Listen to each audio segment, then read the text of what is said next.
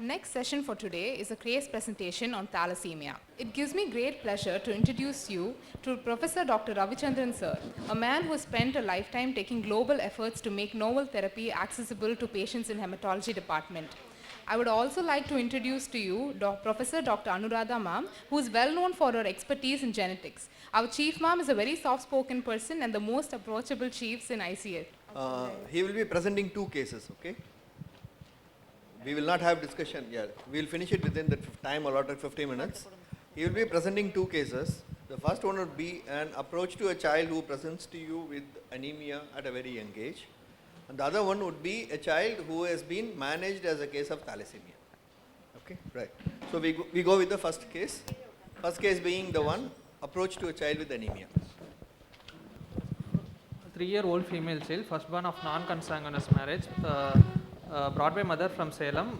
Reliability is good with complaints Can you be more specific? Because that history is very important. The brought from where? Where does the mother belong to? Salem. No. See, they belong to the Calvarine Hills. Why is it important to know about the exact location? Thalassemia belt. Yeah, you need to find out whether they fall in the endemic area of the belt areas, basically. Okay. So if you look at the global picture, you will find that there is a thalassemic or a sickle belt which runs right across the country, and that means the entire country is not affected. So there are specific areas, and in Tamil Nadu, the hilly areas are the ones where the incidence is quite high. Okay. Any guess as to what is the average incidence? Forget about the hilly areas. What is the expected incidence of thalassemia in Tamil Nadu? This has been reported. Any guess? 3 to 4%. 1 to 3%. Okay. In these areas, it is much higher. Somewhere around, there are areas where the incidence is as high as 33%, and there are areas where the incidence is around 3 to 5%. Okay. The average is 1 to 3% in Tamil Nadu. With complaints of increasing pallor and abdominal distension for the past 1 month. The child was apparently normal. Was that the history? Sir? Was that the history? Increasing pallor and abdominal distension? Yes, sir. I think the mother's main problem was that she presented with the jaundice which was not progressive. She said that my child has been looking yellowish for the last 1 year. Okay, I know I gave you the case very late and so it is excusable, but the history is this. Her main complaint was that she noticed jaundice about a year back, and she found that the jaundice was not increasing but it was the same, and progressively the mother also noticed that there was a progressive distension of the abdomen, and the child was also actually not playing as well as her neighbor kids were used to play. Okay, go ahead. Child was apparently normal till the previous month, after which mother noticed history of increasing pallor and easy fatigability for the past 1 month, history of abdominal distension for the past 1 month, history of passing worms in stool presence, no history of abdominal pain, no history of pica, no history of bleeding manifestation or hematuria, no history of jaundice, no history of fever, no history of chronic diarrhea, blood in stools or oily stools, no history of bone pain, loss of weight or loss of appetite, no history of recurrent infections, no issue of skin hyperpigmentation. So can we just keep the questions? So what is it that you are trying to rule out with these questions? So passing worms in stools, hookworm infestation and iron deficiency. Bunch them together. So all of them have, the first 3 questions are for? Etiology, so iron deficiency anemia. So you are actually looking for an iron deficiency. Okay, it's a 3-year-old child. Yes, sir. Right, next. Bleeding manifestation and bleeding manifestation for in case of leukemia leading to Leukemia doesn't present for such a long period, no. So now you are looking to find out whether there are other cell lines are affected. Okay, whether it is only isolated anemia or whether it is a pancytopenia. Okay, then there is a history of jaundice. There is no history of jaundice. Is not right. Okay, right. Then no issue of fever. That should, yeah. So that is fine. Next. No issue of chronic diarrhea, blood in stools or oily stools. So what is it? What is it for? Sir, to rule out pancreatitis, Pancreatitis in such a young child, reason? Like congenital Schwarzman diamond or cystic fibrosis. So they don't present with pancreatitis. Okay. They don't present as a case of pancreatitis. They present as a failure of the pancreas. Okay, right. Blood in the stools? Uh, Huquam. Any iron deficiency anemia you suspect, you should always find out whether there is a blood Blood loss loss. somewhere. Yes. A diagnosis of iron deficiency anemia does not stop with only iron deficiency anemia as such. You need to find out why is the child iron deficient. So you can bunch them when you write it so that you know what it is. First 3 questions are for the etiological diagnosis. The next 3 is for the second etiological diagnosis. The third is for the third etiological diagnosis, probable diagnosis you thought of. And when you don't have to put the what you call one single line affected, the other line affected or not is something which you should bunch along with the anemia. Any poisoning you can think in this child which can lead Lead. to anemia? Lead poisoning. Poisoning. So is it common in children? Yes, sir. So how does lead poisoning occur in children? 3 years age. Toys. Which toy produces lead poisoning? டக்கு டக்குன்னு சொல்லணும். Which toys were contain that lead? Okay. 2 things. Painted toys. Okay.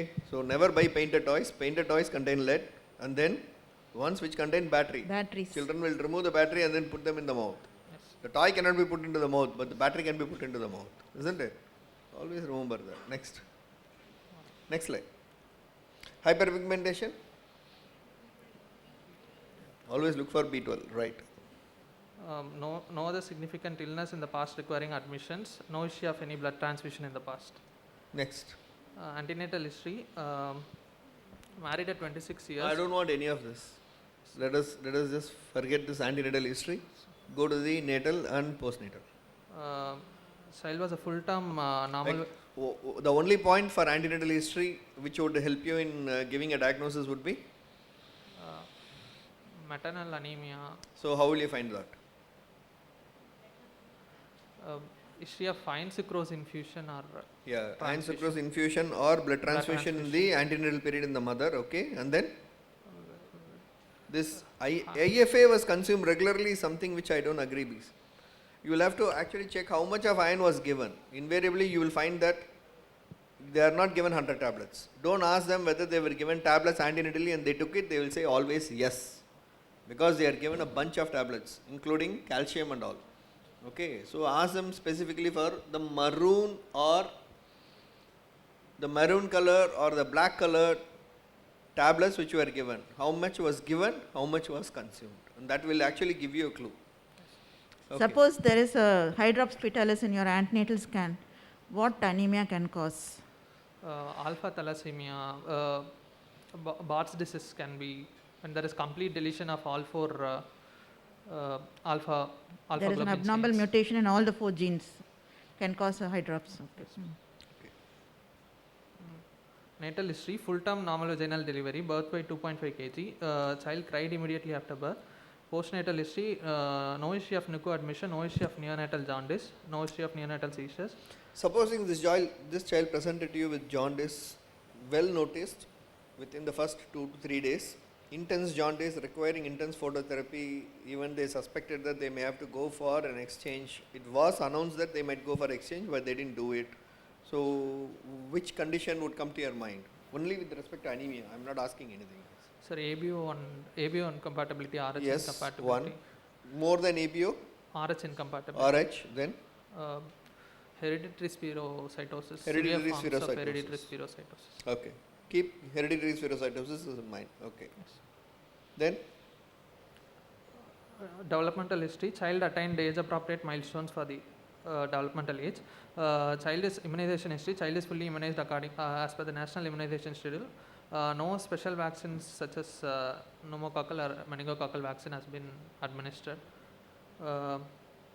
Family history, no history of similar illness or any blood disorders in the family, no history of any regular transfusion in the family members, no history of any abdominal surgeries in the family members. Okay, you talked about complementary feeding. I think it was in the previous one. Fair enough. Tell me, what are the complementary, what exactly were you looking for in the complementary feeding that you look for? Sir, if it is like excess of cow milk, there can be iron deficiency anemia, since Okay, goat milk can cause B12 deficiency. how many people give goat milk? Fair enough, okay. Foods containing iron rich, like So what are the foods that contain iron rich food which you would ask for? jaggery, Mm. meat, Meat. green leafy vegetables. So name them now. Just name them. No? Green leafy vegetables, the hazaron hai. I mean, there are so many of them. Asparagus, spinach. Asparagus, who eats boss? Which is common here. Common. Which is common here. Spinach. Spinach. Spinach. Every okay. house has la drumstick, no? Drumstick leaves, curry leaves, spinach. So they all contain iron. Do they contain anything else apart from iron? Drumstick leaves is more famous for something else. Curry leaves more famous for something else. Vitamin A. Yes. Okay, then what else would you ask for? Simple. Gada gada is all no history illa. You should not be waiting to find out what the child eats, what the child did not eat. Complementary feeding la anemia child nammalukku vendiyadhu iron deficiency ah illaya. Okay, do they give animal food? Because animal food will help in absorption of iron. So அதனால அது இருக்கா இல்லையா? Animal food la தான் B12 இருக்கும். So அது ரெண்டுமே இருக்கா இல்லையான்னு பார்க்கணும். Okay, so do they take the offals? The offals like liver and all contain more of iron and B12. So find out milk, what type of milk they get. Okay, cow's milk allergy, yes, cow's milk can induce bleeds, it can induce hypoalbuminemia. Adukapram. Then the type of food they give, jaggery, aprama, spinach. So those things are things which you should ask for. Find out whether they are giving something which will inhibit the absorption of iron also. Okay, promoters and inhibitors of iron, whether they are there in the food. Some people have the tendency to keep drinking tea immediately after food, and that will inhibit iron absorption. Isn't it? Yes. So find out whether they take juice before the food. Sometimes it is a habit. So that contains enough ascorbic acid. Isn't it? Yes. Citrus fruits. Yeah. So those are the things which you should keep in mind when you ask. Next slide. Go ahead. Socioeconomic history. According to modified Kupusama scale, child belongs to upper lower socioeconomic class. Fair enough. Diet history, child is initiated on complementary feed after 6 months of exclusive breastfeeding. So when you talk about the complementary feed, this is what you should be focusing on, isn't it? This is very specific. See, we know that you have been given a case of a child with most probably anemia. So the mother comes and tells you, you know that, okay, first few questions you have asked, you know that this is a child where I'll have to work up for anemia. So the moment you get that, find out, so your diet history should complement that. So in your diet history, you are again talking only about calories and proteins. Guna Singh was insisting, it's very, very, very pertinent and right. No more protein energy malnutrition. There is a micronutrient deficiencies also. So please write iron and other thing also along with it. Yes. Specifically with this. Yes. Next slide. General examination and head to foot examination. Child appears alert, awake, afebrile, comfortable at rest, not dyspneic, severe pallor press, icterus press, no cyanosis, clubbing, lymphadenopathy or pedal edema. Faces, no abnormalities. Oral cavity. Faces, just a moment. Just have a look at this baby. Focus பண்ணிடுங்க. அம்மா அந்த அம்மா அந்த பாப்பா வந்து அப்படி இருக்க மாதிரி காட்டு. அழாத. அப்படி திரும்பிக்கோ. பாப்பாவை இப்படி திருப்பிக்கோ. உன் மடியில் இப்படி. Right. So is there anything wrong with the face? ஒரு நிமிஷம் அந்த மாஸ்க் கொஞ்சம் கீழே இறக்கி விடு. அவ்வளோதான் போதும். So have a look at the face and then tell me, is that a normal face?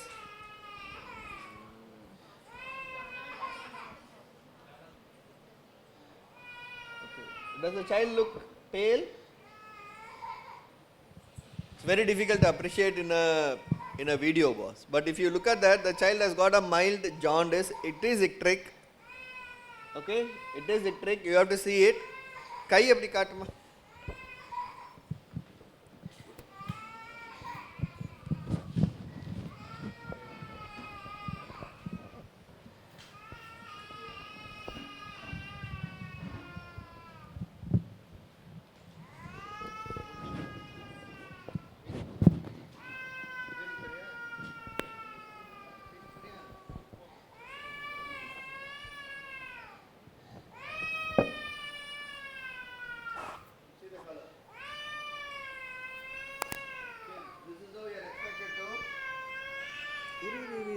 This is how you are expected to see the. I don't know. I think yeah. Okay. So if you see that, see look at this. This is called a sallow complexion. Okay. There is anemia, and there is icterus. So if you can focus here.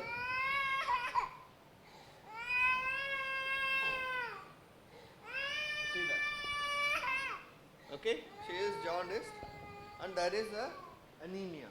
And if you ask the mother, she will say that she came for persistent jaundice. Ma'am, என்ன பிரச்சனைன்னு நினைச்ச நீ உன் பாப்பாக்கு ஒரு வருஷமா என்ன இருக்கு பாப்பாக்கு? சோர்வாக இருந்தாங்க சார். பாப்பா ரொம்ப சோர்வாக இருந்ததுனால அப்புறம் ஹாஸ்பிட்டலுக்கு போய் பார்த்தோம். டெஸ்ட் பண்ணி பார்த்து காமால் இருக்குதுன்னு சொன்னாங்க சார். என்ன இருக்குன்னு சொன்னாங்க? காமால் இருக்குதுன்னு சொன்னாங்க. காமால, என்ன காமால? மஞ்சள் காமால் இருக்குதுன்னு சொன்னாங்க. காமால மாதிரி இருக்கு. ஒரு வருஷத்துக்கு முன்னாடிலேருந்தே பார்த்துட்டு இருக்காங்க.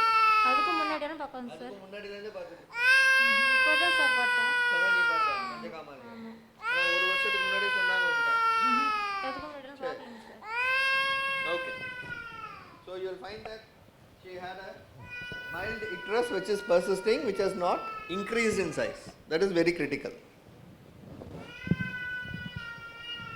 Go ahead, boss. Go ahead, fast. Severe pallor plus icterus plus. Faces no cyanosis, clubbing, lymphadenopathy, pedal edema. Faces no abnormality. Oral cavity Face normal. has mild hemolytic face. Okay, so it's a bit difficult to pick up, but yes, look at this child and look at that child. They will look very similar. உங்களுடைய பாப்பா அந்த பக்கம் திருப்பிடுங்க. கொஞ்சம் mask எடுத்துறா கண்ணா. So you will see that the mild depression of the nasal bridge, slight malar flare, and look at the forehead. Okay, you look at this child also. For comparison, if you look at this child, you will see the difference between, you will not see much difference between them. Okay, next slide.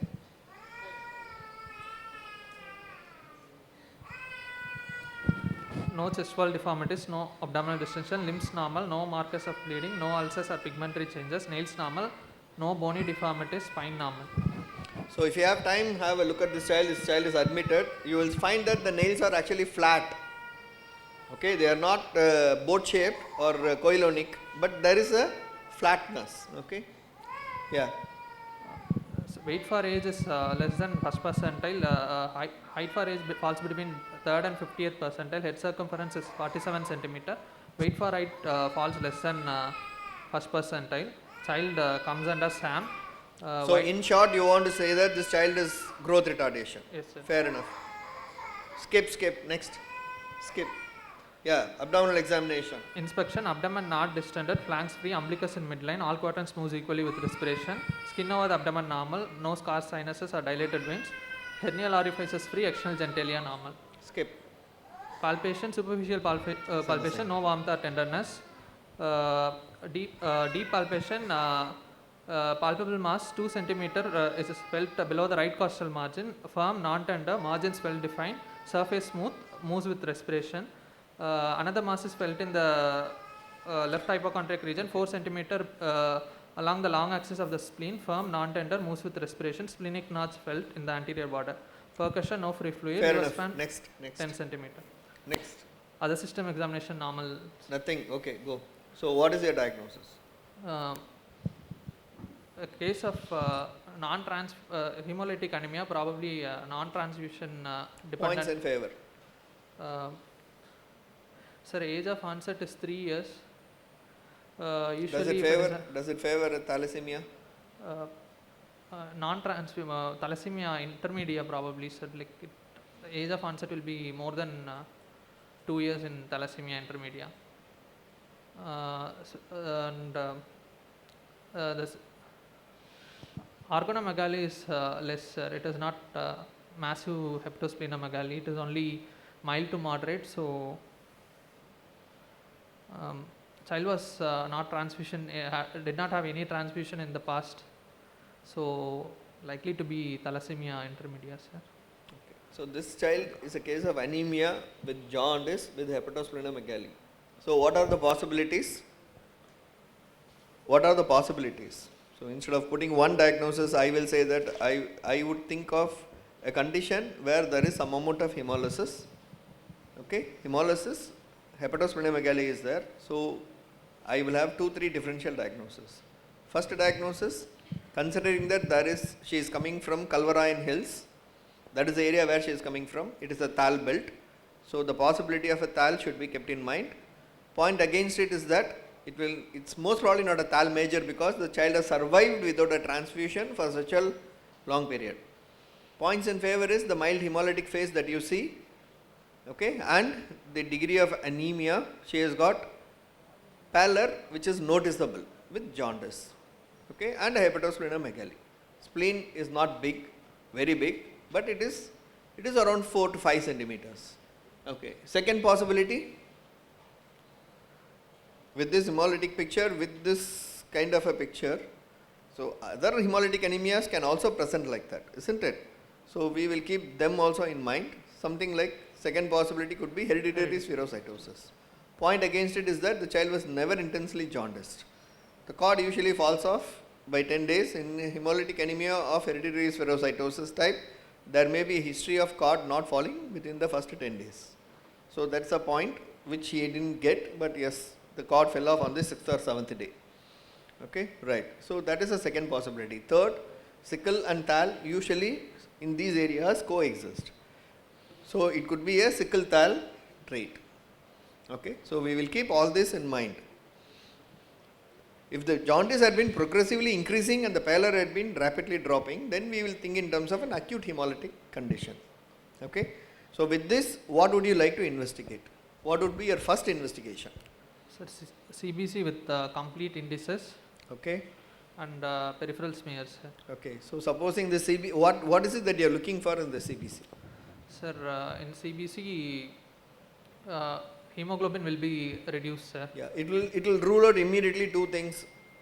If all the cell lines are affected, then I am looking at a different condition. Okay, if all the cell lines are not affected and only one cell line is affected, then I will stick on to this diagnosis. You may have very high counts, sometimes total counts as much as 70,000 or 80,000, and that is not, it's a crisis, and these sort of high counts are because of the presence of nucleated RBCs. Nucleated RBCs, which are counted by the counter as a WBC. Okay, platelets may be abnormally high in such events because of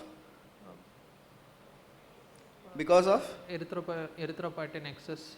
No, it is because of the fragmented RBCs also being counted as platelet by the counter. Okay, so what is it that we are looking for Thal? In a hemoglobin will be reduced, sir. In it will be microcytic hypochromic, MCV and MCHC will be reduced. Yeah, so we are looking at MCV. MCV shows that yes, it is very much reduced. Fine. Next. RDW will be less, sir. Okay, so you are looking at RDW width. The RDW width would be a bit narrower.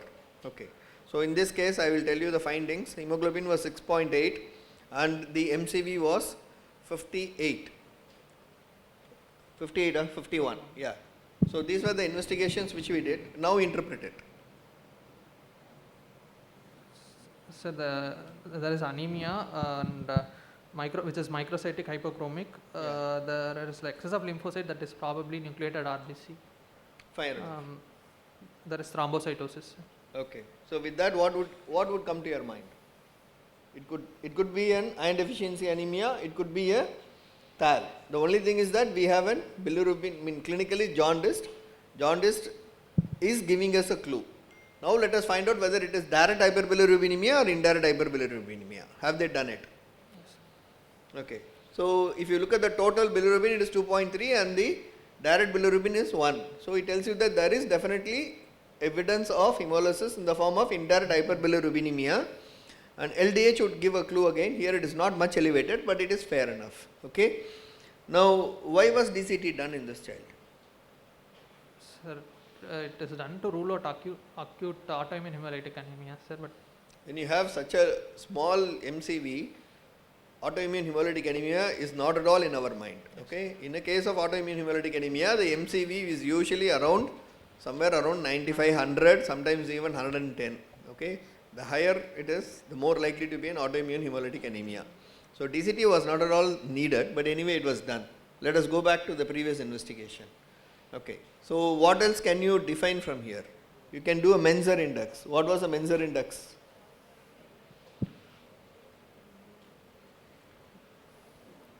sir, it comes around. I worked it out, it is about 12.9. 12. So Menzer index is just less. Okay. So for me the dilemma is, am I looking at an iron deficiency anemia incidentally found to have indirect hyperbilirubinemia, or are we looking at a thal trait? Okay. With that, what would be your investigation? So let us close this. Yeah. So smear study had by the time come. That gives me a clue. Look at that, the target cells, plenty of target cells. I tried to get the picture is of very poor quality. Actually, if you have time, I think you should go to the pathology and have a look. It's a classical exam slide. Okay. So target cells were present in plenty, so that for me is a clincher. So what investigation would I go for next with this? No, go next. You're finished. Yes, sir. Yeah, close it. Okay. So what investigation would you like to do in this child? The advantage I have here is that this child is not yet transfused. So what would you investigate? Straight away go for HPLC. Okay. HPLC for whom? For the child and for the parents. Okay. Before doing for the parents, do a CBC and a peripheral smear for the parents also, because that is going to give you a clue.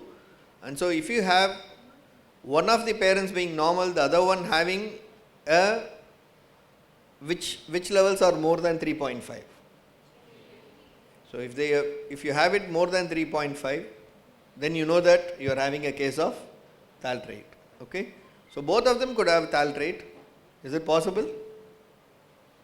So now ma'am will tell you about it. So how do you, so now you have, with the HPLC you are suspecting and you are thinking of a thalassemia. So further will you do a genetic, can you do a genetic mutation analysis? Yes, ma'am. So how will you do and how will you interpret? Um, for we have to, if it is like if there is a confusion about the diagnosis, or only for extended family screening or antenatal screening, we are actually doing genetic screening, ma'am. No, suppose I do a mutation study in this index patient. Yes, ma'am. And as sir said, you have to do also for the parents because they are coming from that geographical area. Yes, ma'am. Suppose the mother is a carrier for a thal, beta thal, and the father is a carrier. What are the possibilities you can expect in this child? Leave alone the prenatal. What do you expect? Ma'am, since it is autosomal recessive condition, we expect 25% of the offspring to be affected, 50% to be carriers, and another 25% to be normal child. So now this child is having features, having a thal. You told it's intermediate. So how will you interpret? Will she be a homozygous or a heterozygous? Ma'am, She is now suffering from thalassemia. Intermediate will be compound heterozygous, ma'am, and minor will be heterozygous, ma'am. For the beta globin chain mutation, ma'am. Intermedia means there is a mutation in both the genes, but there is some amount of beta activity, so that is intermedia. When the whole activity of the gene goes, then it becomes a severe. Yes. What do you mean by compound heterozygous? Like there's partial expression. That means normally both the parents will in a normal, suppose it's a thalassemia major, both the parents will be having a mutation in one of the alleles. Sometimes one parent will have a mutant of one, so for example thalassemia, and the other parent will have a mutation of another hemoglobinopathy, for example sickle cell or like that. So that is called as compound heterozygous. You get two different mutations from the two different parents. So that means the child will be severely affected. So this condition can be either only a single, or it can be a homozygous autosomal recessive, but not fully, all the activity is not yet reduced. How many chains are there? So Beta. two pairs beta. How many chains are there and how many genes are there for beta?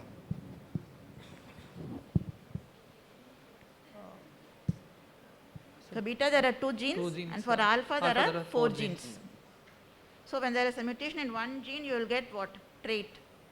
So when there is a mutation in both the genes, you will get a affected person, disease.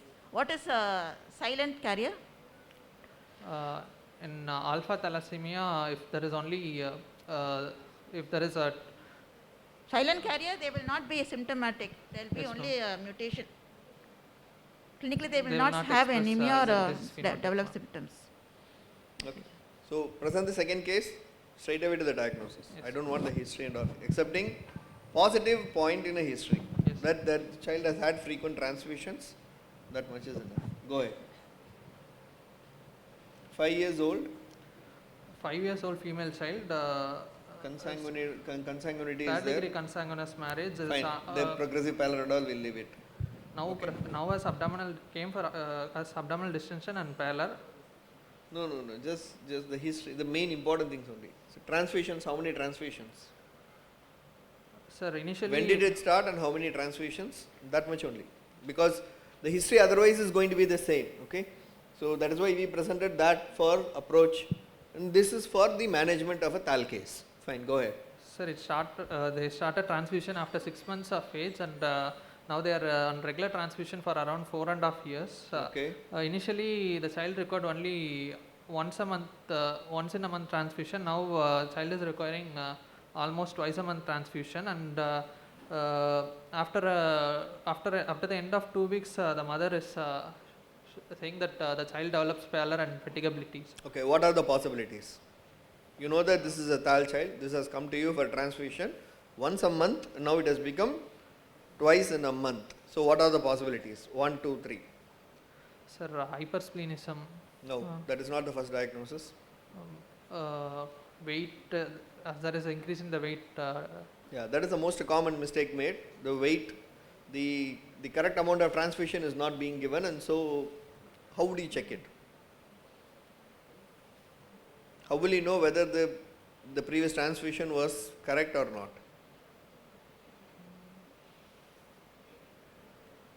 Look at the pre-transfusion levels. Okay, pre-transfusion levels should be maintained between 9 to 10.5. So if the child comes to you and then you see a transfusion at 3.3 and then you give one transfusion and send the child off, you will find that by the time the child is around 2 weeks, it would have fallen back.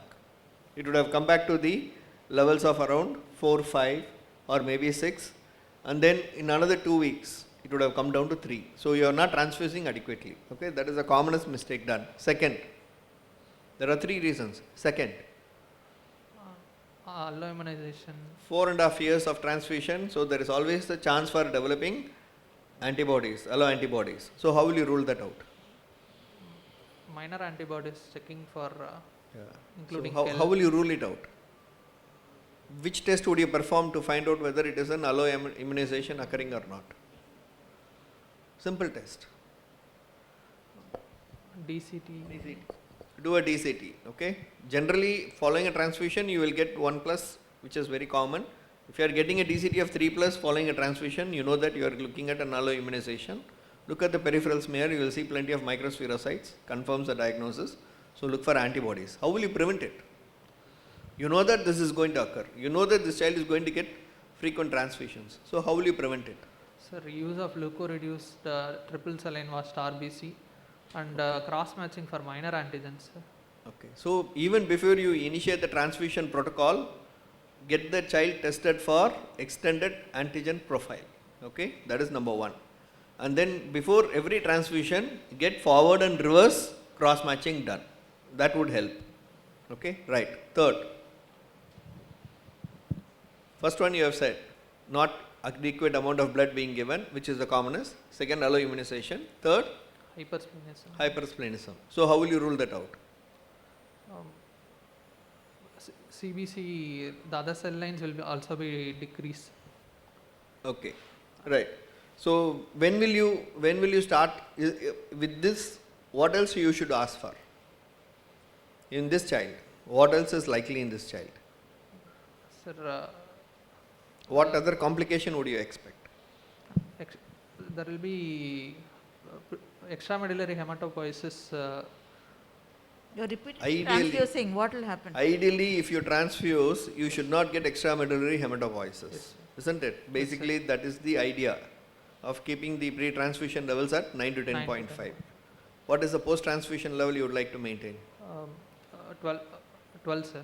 Okay, somewhere around 12 to less than 12. Okay, roughly around 12, 12.5 would be good enough. Okay, so that should suppress your extramedullary hematopoiesis. But this child has been transfused for almost 16 to 18 transfusions per year into 4.5 years. So what else would is likely in this child? Likely to develop secondary iron deposition. So how will you look for it in history? How will you look for it in examination? How will you look for it in investigation? History.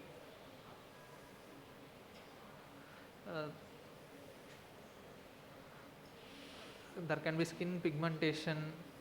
Okay. Child can develop diabetes, so symptoms of diabetes. The diabetes will come at 4.5 years. Hmm. Uh, Okay, anyway, so that is a question which is very, which the examiners are fond of. Please find the answers, otherwise you can come to hematology, we will teach you that. Next, then, what else? I don't have time, that is why. Okay, then, After about 3 years of no, examination. examination, History is what you should ask for, okay? Then examination, what would you find? sir, short stature can be there, sir. Okay, what is the anthropometry of this child? Height less than 3rd percentile, stunting is there, Okay. sir. So what does it tell you? Iron deposition, This child is most probably not adequately transfused. Can I have 2 more minutes, boss? This child is not adequately transfused, number 1. Number 2, this child is likely to have a bigger spleen. Number 3, this child is likely to have iron overload. Okay, so all the 3 are possible with this anthropometry. yes. Growth retardation is there. Look at the height, less than 3rd percentile. Look at the BMI, 16.7. So this tells you that this has been chronic growth retardation, which means if you have adequately transfused right from the beginning, this would not have occurred. Yes. Okay, and inadequately transfused child is the one which is most likely to develop iron overload. And if you look at the spleen, this is the one which would have a bigger spleen. Can we go to the examination and find out whether it had a bigger spleen? Look at that, 12 centimeters. Massive splenomegaly. Okay, right. Investigations. Yes. So what do you see here? Look at the RBCs, 1.60. Tells you that there is inadequacy of the transfusion. What is the hemoglobin? 4 grams. Isn't it? Yes. Right. So all this shows you that in this child has not been getting adequate amount of either blood, or it has developed alloimmune antibodies to or Hypersplenism. hypersplenism. Okay. Is there evidence for hypersplenism here? leukopenia is there, sir. Yeah, but that could be okay. The chances are that you should have asked for fever and all those things. So 2.18 platelets, those are the ones which would be first suppressed. So I would look at platelet rather than at the WBC. Okay. Next slide. You are done with this? Yes, sir. Viral markers are negative and Yeah.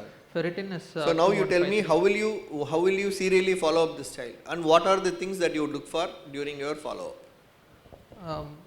Anyway, you have to do an ferritin. Okay, iron overload is something which we should look for. Investigations, I was looking for ferritin, it was not there.